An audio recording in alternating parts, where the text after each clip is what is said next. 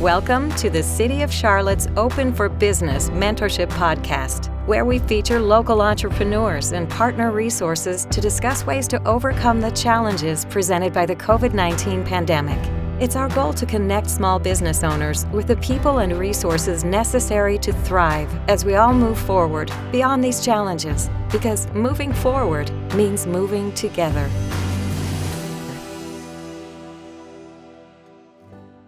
Hello, Charlotte. I'm Vi Lyles, and I serve as mayor of this great city. Today, we are taking a little bit of a different tack. When the COVID virus started, we began to talk about and think about how would we all survive it. And you know what? We didn't know what was going to happen, but we got in it together, and we began to work towards it. I wish I could say today that that's done and over with, but we're very hopeful that soon we'll have a vaccine, soon we'll have the ability to think about what the new normal is. But today we want to talk about what's new for this program and this podcast. When we started out, we began a program with the City of Charlotte called Open for Business, because we want to talk about some of the businesses that during the most devastating time of COVID, they began to figure out how to be successful. The city tried to help, and I think we did a pretty good job pushing out $30 million in grants to businesses so that they could figure out how to get personal protection equipment, how to make sure their employees could hang in there with them, how to make sure that their rent was paid. Today we have two of those folks that did all of that and more. I want to ask if I can introduce to you Christy Pope, who is with CLT Fine.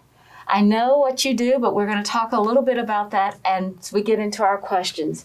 And I'd like to introduce Troy Robinson, Sr., someone that has moved, relocated to Charlotte, and is really doing a great job growing his own business. We're glad that you decided to choose Charlotte. So why don't we get into the questions and we'll go from there. Troy, why don't we start with you? I know that you were in Columbus, you raised a family there, and yet you landed in Charlotte. Tell us why you chose us. Well, we chose Charlotte because it's first the climate. I mean, come on, climate is unbelievable. It's one of the growingest cities in the country. I did all my due diligence. We came down here 4 times, stayed in different hotels. I did all my due diligence looking at the clothes situation, who had stores, what my competitors was doing, and I have a niche that no one have here. Well, tell us about your niche. Okay. When you say that you came and you looked at all of the competition, all of the stores and what they were doing, tell us about your niche and tell us what you do specifically in our city. What I do, I had a 5,000 square foot store in Ohio, 9 employees, really did great. I mean, for years and years, been in the business over 30 years. And now I have a 700 square foot store, 1 employee plus myself, and it's a wonderful space. You have to come over and take a look at it. It's just unbelievable. I gutted a house out and wood floors. It's just a beautiful place. So my niche is the business guy, the doctors, the lawyers, the clergymen, the guy who likes a nice clean suit off the rack in the $300 range, $279 to $300, somewhere in there, $359, and then as well as the custom-made guy. My custom-made suits start around about $699 for a nice custom-made suit, and I do a lot of things for the big guys. I have my own brand, have my own labels, so I go overseas and have it made up to my guys. I know, been in the business over 40 years, so I know how a guy's body, what they want, what they need, and it's been very successful for me. And here in Charlotte, no one's doing what I'm actually doing, because I can go into different stores and see what that guy has, he has it over there, that guy. When you come in my store, won't nobody have what I have. You know, I've been in Charlotte for a very long time, and I couldn't even imagine the idea that there would be that kind of niche market for you to come and be so successful here in Charlotte. So we're going to talk a little bit about what happened when we found out that we were going to have to pivot and, really address things that people were, likely people that would come into your store and just say, oh, I want this, this, and this. And but then one day it stopped. Sure. And so we're going to talk a little bit about that. But before we do that, I want to go to Christy and talk about Charlotte Finds. Yeah. Christy has been at the 7th Street Market, having a place where I consider it kind of like you're the ambassador for our city. You actually call it Charlotte Finds. So tell us a little bit how that interest started and what made it possible for you to go into retail. Sure. I own a business, Charlotte Find, with my good friend Tony South. It's pretty simple the way it started. About 6 years ago here in Charlotte, both Tony and I had our own tiny micro businesses. She was making and selling organic essential oil-based skincare. I was making and selling children's books. My brother and I write and illustrate city-specific children's books. Around that time, there seemed to be a really big push to support local business, and we started to see some pop-ups around the city. Tony and I were side by side at a pop-up event. We purchased each other's products, and then we looked around and realized that there were so many other talented makers and vendors, and we wanted to be able to purchase their products year-round under one roof. So we created the concept of CLT Find, meaning that if you want to find an item made by a local vendor, whether it's jewelry, apparel, skincare, books, we wanted you to be able to find it in our shop. So that's kind of how we grew. So you have really made the idea buy local a true, authentic experience for people in this community. That's our goal. Well, I think you're doing pretty well at that goal. Thank you. But let's talk a little bit about COVID. March the 9th, I remember that day very much because it was the first time I was sitting in my office and realized things were going to be very, very different for us. So why don't one of you start off and just say, when was that day or that moment in time that you knew that the world was going to be different because of COVID, even in Charlotte? Well, I can speak on that. I've been in business, like I said, over 30 years. So I've been through pandemics before. Not like this, nothing like this. But in 2008, we went through the housing crash. Oh, yeah. In 2001, I'm sitting there getting ready to go to work and watch an airplane go. So been through it. So I understand how to deal with this type of stuff, but nothing like this. And especially I had just opened my business 3.5 months before. Put all my money into it, built the store out, inventoried it, and it just went from good to nothing. But you still had, payables that you had to, rent, and it just, everything went kaput. It was a horrible time, but, keep your prayers, your wife is there for you, and we were, we made it through, and You're a team, huh? We're a team. And what kind of really helped when we reopened, because I've been in business so long, I have a lot of customers around the country, and some of them just sent me a couple dollars just to keep me floating, knowing, hey, my pastor's trouble. We're not preaching, we're not in church, businessman, I'm at home, but hey, here go a couple dollars, and when I need something, I'll just call you. So that really helped, and this is what I love. This is my passion. So, like I said, I've been doing this over 40 years. I'm not going to stop because of this.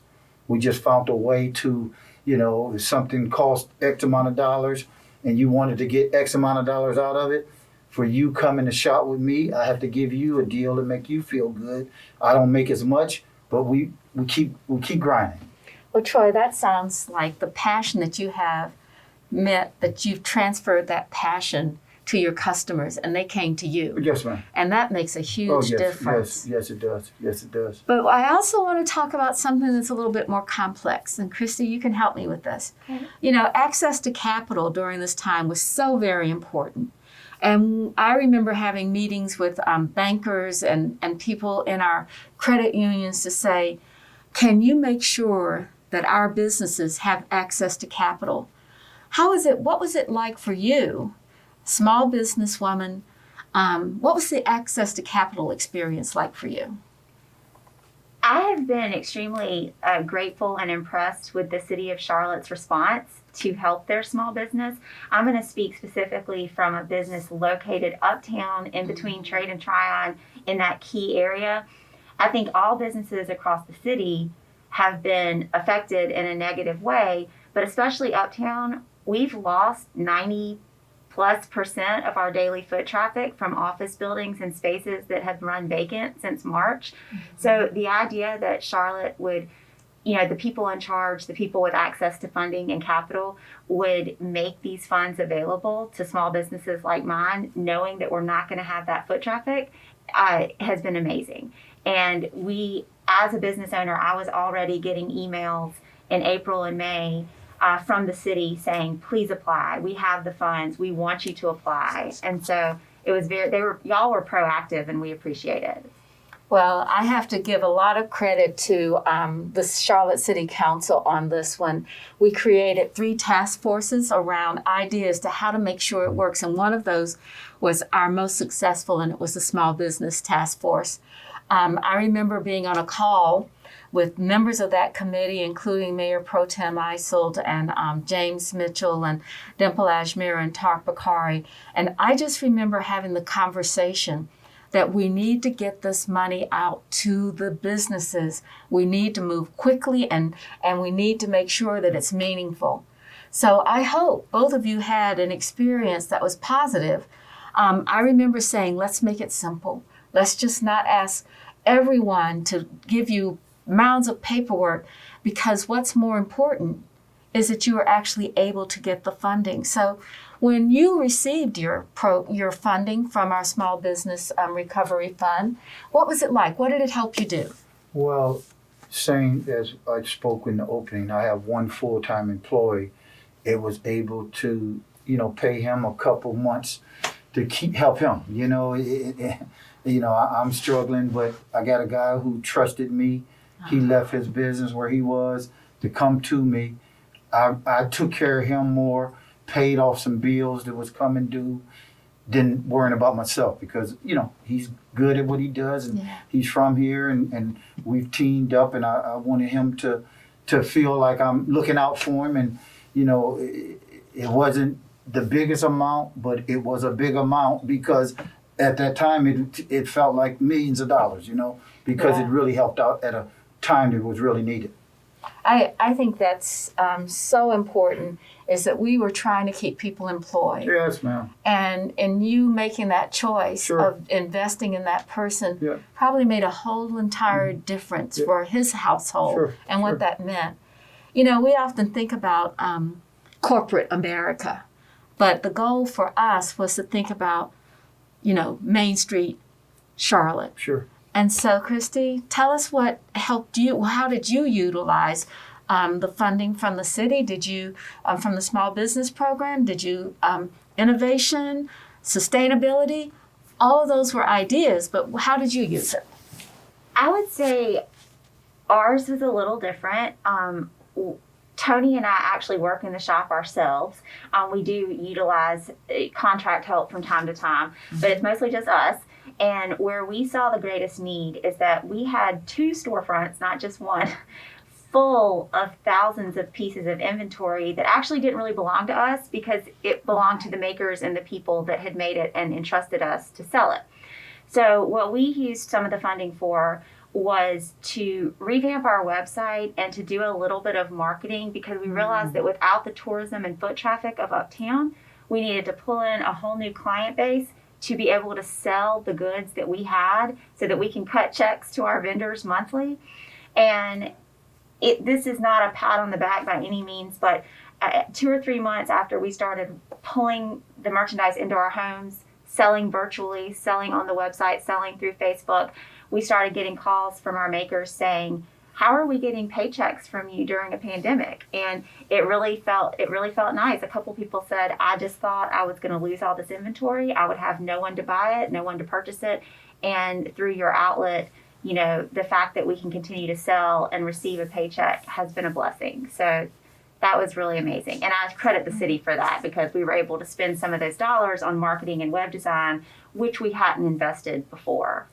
So you did new things, innovation, and saved your vendors in so many ways. That's just, it's heartening to hear both of you talk about this. So let me ask one other question about this. Entrepreneurship. It's a big word that we often use. What I hear from both of you is that entrepreneurship drives you to think beyond yourself, but about your business. So help me understand the one thing that you feel like pushed you to be able to come here today and say, this is something I want to share with the business community, with our citizens and residents in Charlotte. Probably that, it's not easy, and we all know that. I would probably tell to all of my customers, and I talked to them over 30-some years, don't let the car you may have fool you. I live in a decent house. Don't let none of that fool you, because this stuff is not easy. Because if it was, everybody would be doing it. That's true. Okay? I love this with a passion. This is what I do. I'll put myself up against anybody. Okay?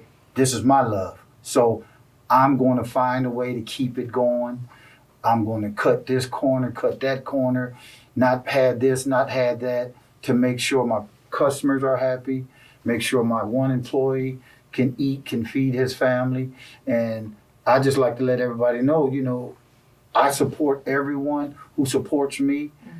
You support me, whatever you do, I support. I mean, this is a big family now. With this stuff that happened to us and what's going on, if we don't understand anything, we have to support one another, whatever they end. I mean, if you, Miss Lyles, whatever you do, if I can help you, please do. If you can help me, that's what we have to do now. It's just a big family now. You can tell throughout every thread of all the words that you've said how passionate you feel and how much you love what you do. Yes, ma'am. So I want to turn to you now, Christy. Tell me what really made a difference for you, and how do you see? So what made a difference for me is personal connection. And that's kind of on a couple of different levels. I actually feel like in listening to you talk, I can maybe speak that we're on the same page. I think that we want our customers to explore options within your city, the place you live, the place you love, the place you want to support. If you want to go out and have a wonderful custom suit, something that you feel good in, if you want to go out and have local jewelry, handbag, candles, soaps in your home, there's a place you can find it here in Charlotte. That's the key. And the personal piece of it is that if you come to me, Christy, or you come to Troy, you're going to get to know us, and then we have a team of people that you can get to know. And so when you turn around and you wear something and they say, I love your necklace, and you say, oh, I got it from a local woman who made it, who crafts it out of her home. Same with your suit. Sure. And so it's about building our community, our city. And there's nothing wrong with shopping on Amazon or going to Walmart or Target, but sometimes money spent in your city is not only supporting you, but it's just supporting everyone around. Stand up and clap. I think that Troy is giving you a big hand clap. I have some pastors that I've bumped into. Oh, I get my suits made in China. I get my stuff. Sir, have they ever done anything for you? Yeah. I'm a community guy. I may not never go to your church, but you could call me, Troy, we having a toy drive, we having this or that, where the check going to? So that's part of community that people have to understand. Stop going on Amazon and going across the country, and we're right here. You just have to look and find us. We're here. I'm with you, man. That's unbelievable. That's unbelievable. Yes, ma'am. So, Christy, I'm going to ask, what is your biggest hope for your business now? My biggest hope is that next year at this time that we're still open for business, like the name of the grant. I want Uptown to thrive. My goal is that wherever this pandemic takes us, that a year from now, 2 years from now, we're going to walk outside on Davidson Street where we are right now, and there's going to be people waving with or without masks. I just want to see the people and the vitality come back to our city, and we want to be here and be a part of it. And so if that takes, you shopping or spending a little extra dollars, locally, or corporations choosing to buy corporate gifts locally, and, that whatever it takes, we're going to try to push for that so that we can be here on the tail end of it. What about your biggest hope, Troy? That a lot of my restaurants, I have contracts with different restaurants, and, I'll sell them 2,000 ties and 2,000 belts, and they get 60 restaurants or something. for them to come back. I mean, that stuff is meat and potatoes. When you know every September you get a $15,000 check coming from here or there, and you know that's the stuff that sustains you, and you know it's going to, you know, keep you moving no matter the business while you're building your business. You know, you got so. If we have another shutdown, which I pray every day, but I just listen to stuff. I heard Governor DeWine in Ohio, my youngest son's still back. He said, "Dad, they're talking about closing this down." I mean, what do that really do for us? You know, it's ma'am. Like the young lady said, I just want this stuff to be over and we can hang in here till things get better. I mean, but it's rough. It's very rough. Well, I want to thank both of you for being here to have this conversation. You know, there's nothing like an authentic conversation to let people understand both the challenges, the rewards, the hopes, the dreams that people have. We're not out of this yet, and none of us can predict what it's going to mean. But as mayor of this great city, I know having the two of you live here and have the confidence to build your businesses here, to have your families here, to be able to support our community, our neighborhoods, each other. It's just a great experience for me to be able to share. Now, you know, we're at the end of this mentorship program, but I want you to all understand that what we're trying to do is stay open for business. Yes, ma'am. And we've got two great examples. So thank you, Christy. Thank you, Troy, for joining us Yes, ma'am. today. Thank you. Thank you so much.